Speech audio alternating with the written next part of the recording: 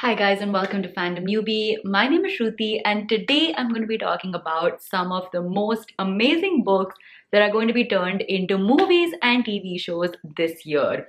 These are the ones that I am super excited about. I cannot wait to watch these adaptations. So without further ado, let's just get started. So the first one that I want to talk about is Daisy Jones and the Six by Taylor Jenkins Reid. This book is getting adapted into a TV show. I think it's going to be released on Amazon Prime Video if I'm not mistaken. So this book is about a fictional band in the 70s in the US. So it's like a rock band. And this book talks about how this band comes together, how they create an amazing record-breaking album, and also why this band splits up. Now, when I was reading the book, one of the things that I really loved about it was the way that the entire creation process of the album is described in the book. And what I really wanted to do was I wanted to listen to the songs that this band was creating. And so when I found out that the show is actually going to have original music and we're going to actually be able to listen to the songs that this band created, the lyrics to which are in the book, I am so excited for that. That is one of the main reasons why I want to watch this show, just to be able to listen to the music. But also when the cast photo was released for this, it just looks absolutely perfect and I cannot wait for this to be released later this year. Speaking of amazing cast photos, the next one that I want to talk about, I really hope that it releases this year, but it might actually be releasing early next year, and that is Shadow and Bone. Oh my god, Shadow and Bone season 2 is I think currently in production. They are shooting season 2 right now, but they released the new cast members photo and I completely lost my shit. Seriously. The cast is so perfect for this show. It's so perfect, especially the guy playing violin. He is just the most perfect little violin ever. He is my sweet summer child. I want to protect this little boy, even though he's not little, he's 26 years old, but I want to protect him at all costs, and he is just the perfect violin that I could have ever hoped for. I am so excited to see what he brings to the show. Honestly guys, if you haven't read any of the Grishaverse books, now is your time, because season 2 is going to be released, I'm guessing, end of this year or early next year. So read all of them. Read the Shadow and Bone trilogy, read Six of Crows duology, read the King of Scars duology, because they might not be the greatest books, except for Six of Crows and Crooked Kingdom. They are the greatest books ever written, but the other ones may not be the greatest books ever written. But it's a really fun fantasy series and it has some amazing characters that you will fall in love with. So definitely check out the Grishaverse books. The next one that I want to talk about is Death on the Nile by Agatha Christie. This one actually already released this month. It released a couple of weeks ago. And I've heard really good things about the movie, but the book is also really entertaining.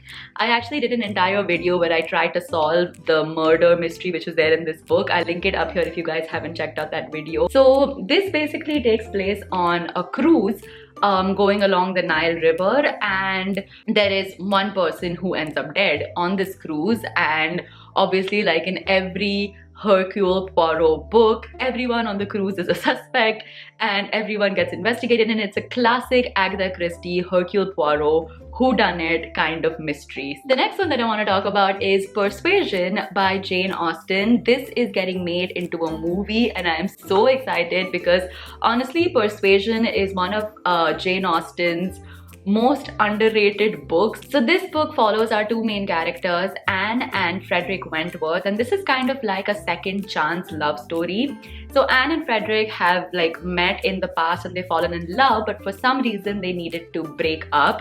And Wentworth, I think, goes off in the Navy or something like that. He goes out to sea. And then around 8 years later, he comes back, and basically Anne and Wentworth get a chance to rekindle their relationship and their love. I love any movie or even any story that's set in the 1800s. I love watching movies from that era. I love the propriety. I love the costumes. I'm really excited to watch this movie. And yeah, if you haven't checked out Persuasion, then definitely read it, because like I said, it is one of the most underrated Austen novels ever. The next one that I want to talk about is one that I'm super excited about, and that is the new Lord of the Rings prequel adaptation. I am so excited for this. It's going to be released on Amazon this year, and I just cannot wait. Before watching the little trailer teaser thing that they dropped, I was very skeptical about this because I'm just like, honestly, the three Lord of the Rings films by Peter Jackson, those are masterpieces. And then we have the Hobbit movies, which were like honestly not the best. Like the Hobbit movies were just like, we should just like forget about them.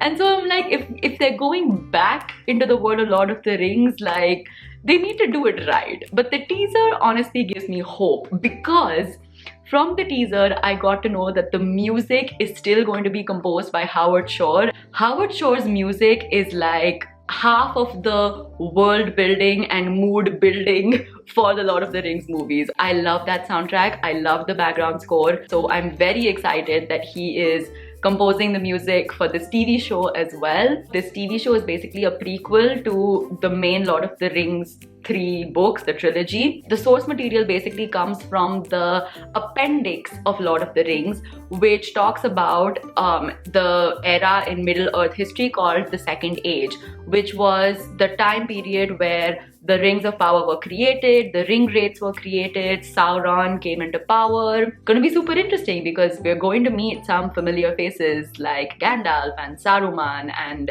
the elves.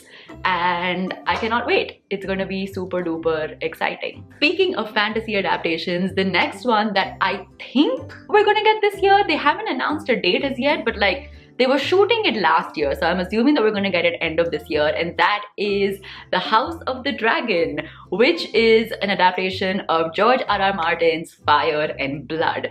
I haven't read Fire and Blood, but I am super excited because I believe for this adaptation, George R.R. Martin has actually been involved, unlike the last few seasons of Game of Thrones, which was super duper bad in my opinion. But for this one, I believe that George R.R. Martin is involved with the scripts, with the production, and so I can only hope that it's going to actually be an amazing adaptation. It has Matt Smith in like the lead role playing one of the Targaryens. I don't know which Targaryen he's playing, but he's playing a Targaryen, and Matt Smith is such an amazing actor. I absolutely love him in almost everything he's done. In Doctor Who, I loved him in The Crown. He was so good in that. Fire and Blood, I believe, is the story of how the Targaryens came into power and how their like dynasty was created. So that's what it's about. Again, a very, very interesting time in the history of Westeros, and cannot wait to watch this one as well. The next two that I want to talk about are actually Charlie and the Chocolate Factory and Matilda,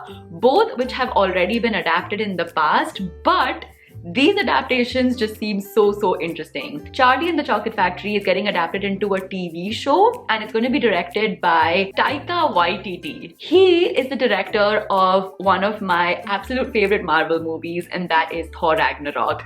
And I just feel like Taika has such a crazy funny imagination, and all of his movies, like there's also Jojo Rabbit that he's directed. I feel like all of his movies are so funny, they're so witty, they're super whimsical. So I'm really excited to see what he'll bring to Charlie and the Chocolate Factory as well. And then we have Matilda. So Matilda is going to be adapted into a musical. And the reason why I really want to watch this, because I honestly feel like the Matilda that released in the 90s, that movie is perfection. But in this one, Emma Thompson is going to be playing Miss Trunchbull, and I just cannot wait to see what she will bring to this role, because this, like, Miss Trunchbull is such a nasty piece of work. Like, she is such a horrible woman. She's one of the best villains out there, I feel.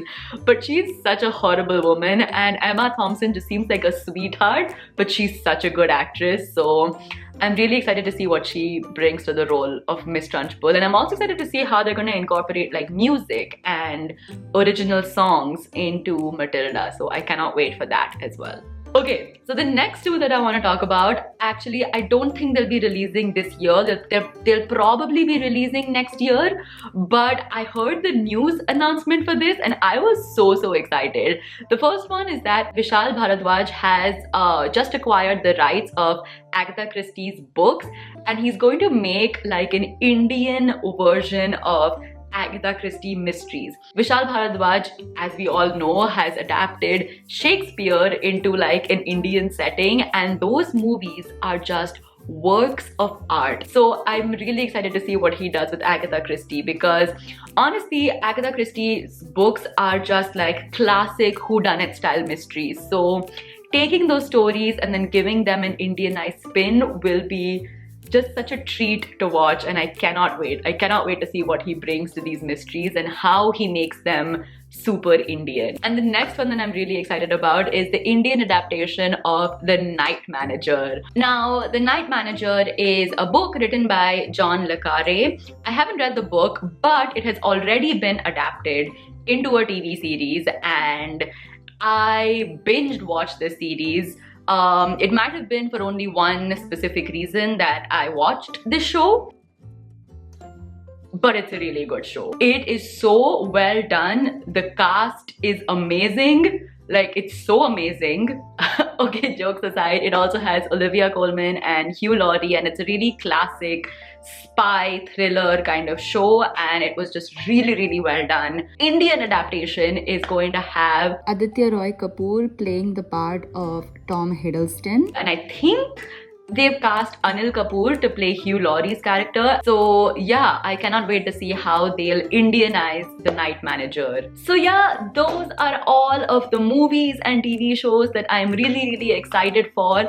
Some of them are definitely going to release this year, whereas a few I think might release early next year, but I cannot wait. They sound super amazing. So yeah, I hope you guys enjoyed this video. If you did, give it a big fat thumbs up. Let me know down in the comments if there are any other TV shows and movies that I missed that you guys are super excited for, and also let me know your thoughts on all of these which I have discussed, and if you're excited for them as well. And of course, don't forget to subscribe to this channel for more book related videos. I'll see you guys next time. Bye.